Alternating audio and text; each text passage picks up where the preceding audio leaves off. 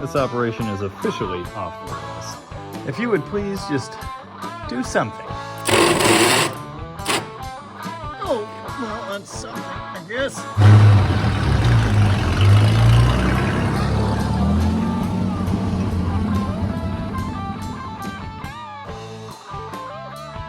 Today on Dead Dodge Garage, it's this 1934 Plymouth Standard 6. 1934 was a pretty big year for Plymouth. They slightly restyled the car, and they added fancy features like independent front suspension. They moved the gauges in front of the driver. 34 was the first year for the sailing ship hood ornament, although most of this one's missing. The horsepower rating of the original 201 cubic inch straight flat head 6 increased by 10%. Speaking of hood ornamentation, the radiator cap's hiding inside on a 34. Unfortunately, the radical new 34 Plymouth proved to be too expensive with the fancy suspension and other features. So they went back to the drawing board and came up with this, the PG Standard 6 model, which has a solid front axle. Yeah, just look at it though. I love everything about this. That's pretty cool. This car came from the same estate as my 67 Barracuda Fastback. Unfortunately, because of that, we can't really ask the owner what the story is, what the history is. There's no license plate to give us a last registration date. We just kind of have nothing to go on. The seller of the car indicated that this thing may have been somewhere near to Gas Monkey Garage at some point. We can neither confirm nor deny the veracity of those claims. The story he had on the car indicated that it was being daily driven until one day it just wouldn't crank anymore. This engine is not original. As best we can tell, it's a 1936 model, and some things are slightly different. Here in the starter area, some clearancing has been done to make this all work. That could be a problem. Well, there's oil in there, and it looks like oil. Now, coolant, on the other hand, different story. Apparently there was a leak here anyway. Yeah, okay. Yeah, that's special. I'm guessing this drain plug was pulled to prevent the block from freezing? Or maybe it removed itself, I don't know. Pay attention to that, that might be important. Unlike many revivals, we really don't know how long this thing's been sitting. But judging by the smell in here, it hasn't been that long, actually. We think this car was in use as a daily driver within the last 10 years. So maybe it won't be too hard to get running? Let's find out. Question 1. Does the crank turn?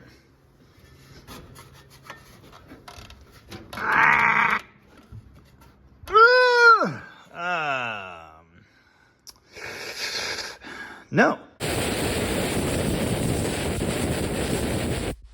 Empty the little pools around the plugs before you pull them out. Well, no moisture yet. One mismatched plug and a little weird green stuff on the tips of 5 and 6, but that's fine.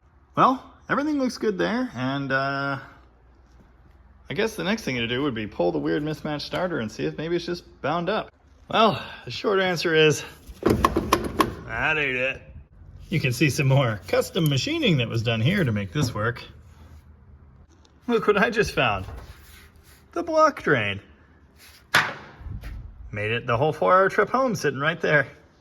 When life gives you lemons, get a bigger pry bar. A judicious application of prying was required on the flywheel teeth here, and it actually turned right over, so maybe we still have a show.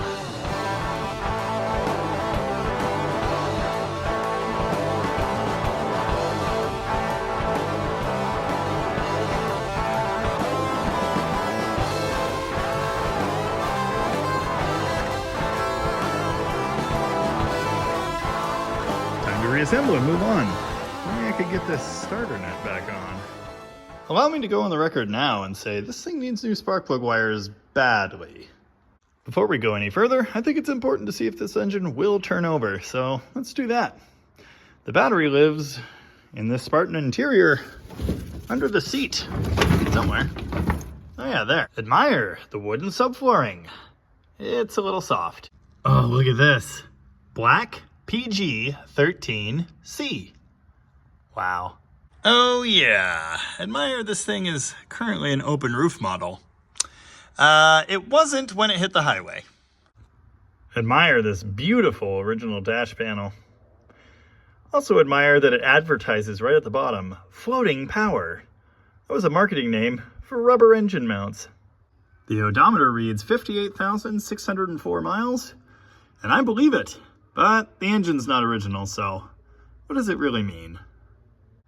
Okay, that's pretty cool. Random pieces of rubber. You know how I can tell this car hasn't been parked extremely long? The brake pedal does something. Oh, admire here. That engages the starter. No key start on this model. Key switch is kind of wallered out, actually. Poorly adjusted driveline brake, just in case the service brakes do fail. And look here, a heater. It has suddenly become apparent that even when this thing was running, it needed frequent battery assistance. Maybe they were just way too lazy to actually unbolt this seat frame, because it looks like that's what you would have to do to get the battery in. This whole operation would be about 27% easier if this driver's side door would open. So let me spend 8 seconds on that. Look at the action on this window regulator. Look at that. Like scissors or something. That's just cool. It opens just fine from in here, guy. Did I say suicide doors are cool? Well, they're cool. Now, obviously, this car predates safety and there are no belts, but you know what holds the seat to the car? These 4 extremely underwhelming fasteners. Look at this, brand new 6-volt battery. Personally, I would have just ripped the Band-Aid off now and shoved a 12-volt in there, but might as well. Note that this is a positive ground system, or positive earth, as we would say if we were still a British colony. Not on fire yet. We'll go ahead and install the battery protector, just in case. And now for the moment of truth. Does it do that thing it's supposed to do?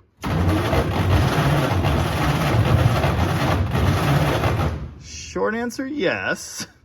This car has a feature you 60s and 70s Mopar owners won't be familiar with. A gas gauge that works! Look at this. Oh, heater control. It works, and it lights up. That's cool. Judging by the liquid fuel sitting in the double glass gas filters, I think this thing might just fire up and run. But, you know, better safe than sorry. Key on, choke engaged, and double foot for safety. Fire in the hole.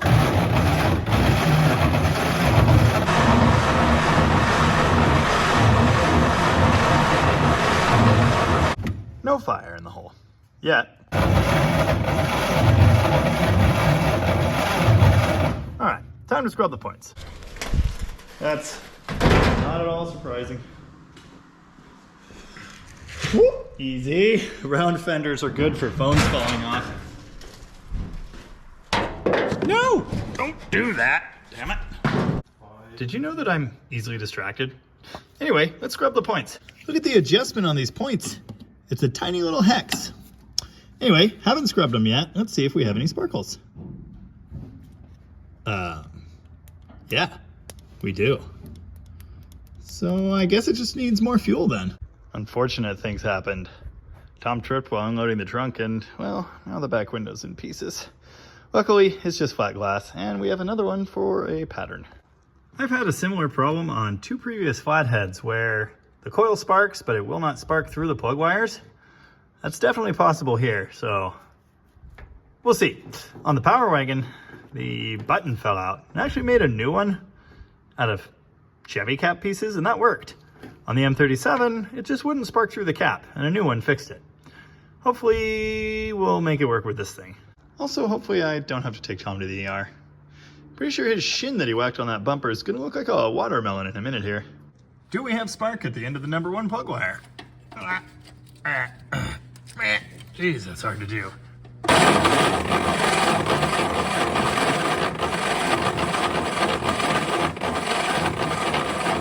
Well, maybe not. It's okay, buddy. You can do it. Well, this is interesting. This is out at the end of the coil wire. Oh. Come on. lifetime sparks, so I guess I will scrub the points. After a little scrubbing and playing with it with a screwdriver, I now get some happy lightning every time I open the points, so maybe that'll help.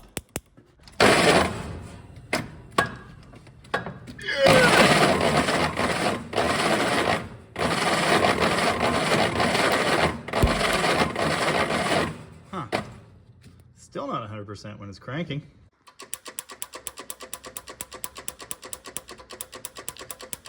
Might just be low juice from the battery. This distributor rotor is completely wrong. Luckily, we stock some of those. Well, maybe now.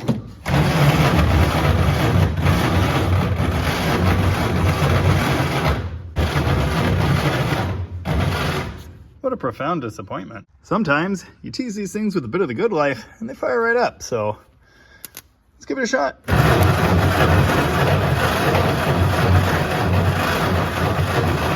Well, it likes the extra voltage, but it's still not popping off. Oh.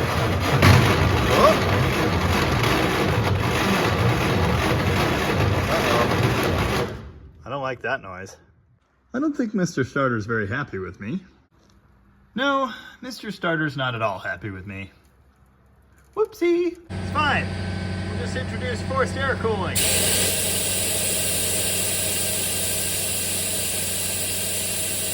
Today on Dead Dodge Garage, we learned that old school Mopar starters of the 30s and 40s are not as resilient as those used in the 60s and 70s. Are you feeling it now, Mr. Krabs? Oh. Nope. I don't think Mr. Krabs is feeling it. What the heck? Oh, that's weird. How's that sticking? Maybe? No. Starter's really not happy. This crazy science box has a 6-volt crank assist mode.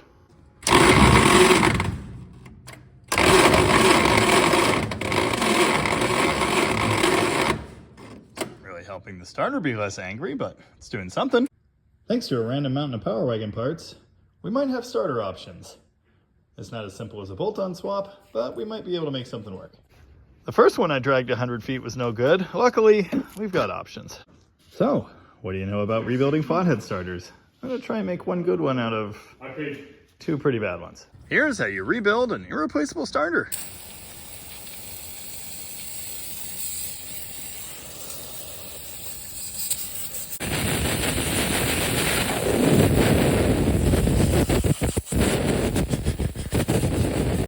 All right, give me some good news here.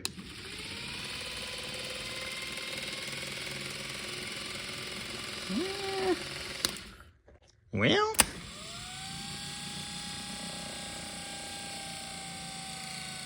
huh. Might be better. I learned stuff. When the gear's kicked all the way out, it slows way down and it's all angry and stuff. After rebuilding it, it sounds better all the time, but in that position, it still sounds bad. Then I learned you can adjust this cap to change where the motor kicks on, and it also acts as a stop, so it won't let the gear fully extend. I tried these spacers, which did help. Once I figured that out, I think it's good now. Unless, of course, the gear doesn't kick out far enough, but we'll find out in a minute. All right, big money. It's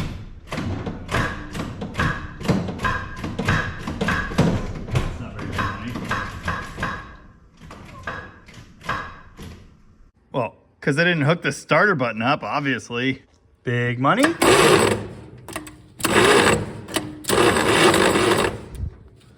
Oh, the same money?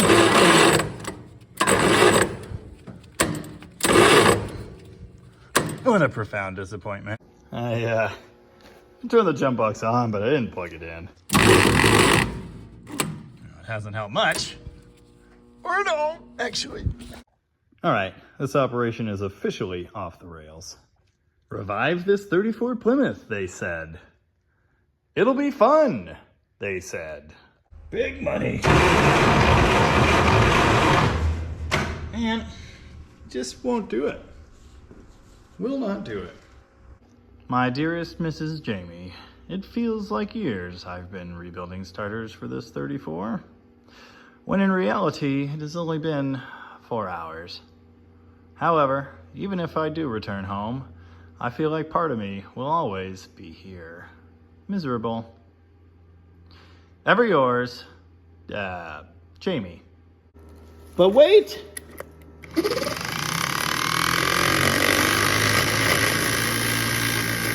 It might do something!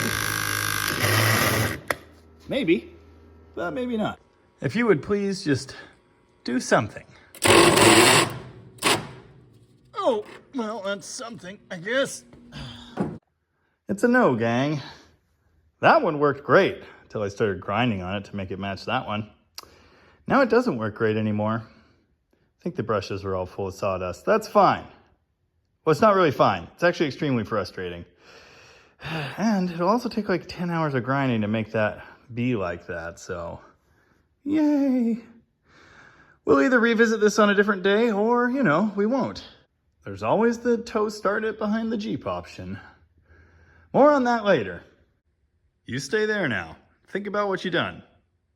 Today is tomorrow, and I finally got slightly smarter and decided to do what several of you have probably been yelling at the screen this whole time. Resurface the brushes. How about now? I think it's a no. Oh, well, smoke's always good.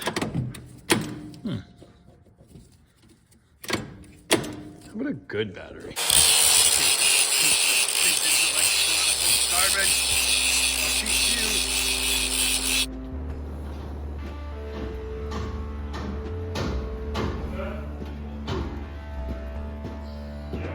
It's heavier than it looks.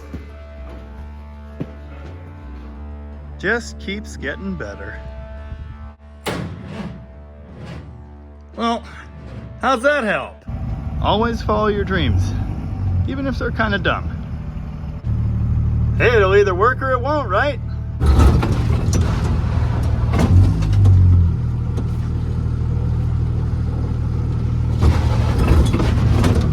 Ooh.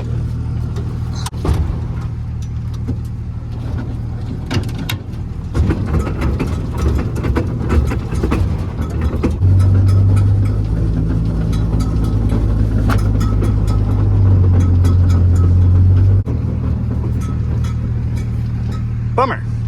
Apparently there's blue smoke coming from the tailpipe, but it wouldn't actually run, so let's try this again. More gases? Seems to be it only wants to start in second gear.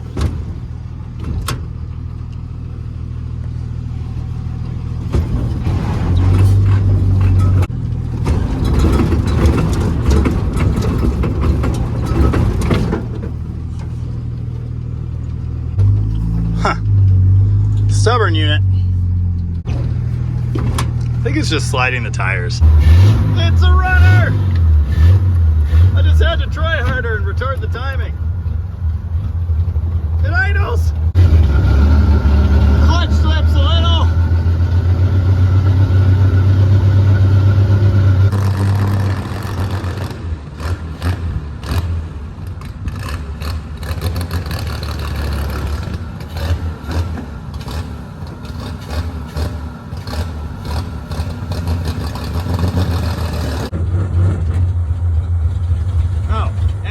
Out of first. That's special.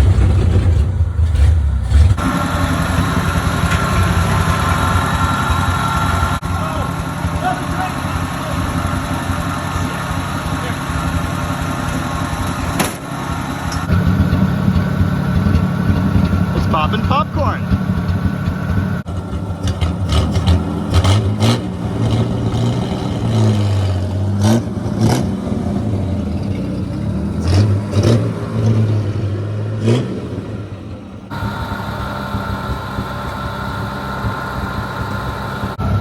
Look at this. It's charging. It's got fuel. It's got oil pressure. And it's at 185 degrees. What more could you want?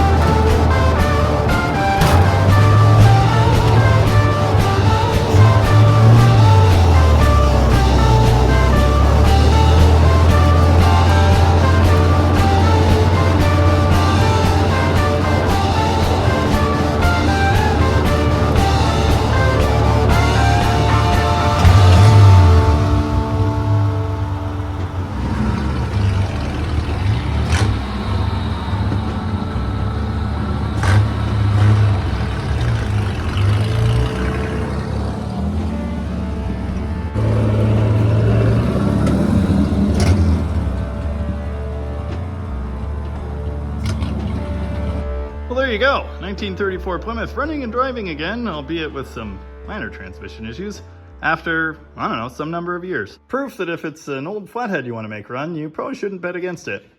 And that starters are technically extra. The worst part about all this is, now I need one, and unfortunately this one's headed to California. I hope you enjoyed this one. I certainly did. It was almost a complete failure. Instead, entirely satisfying. Super fun. Hey, thank you very much for watching. And remember, if you find yourself in a hole, the first thing to do is stop digging.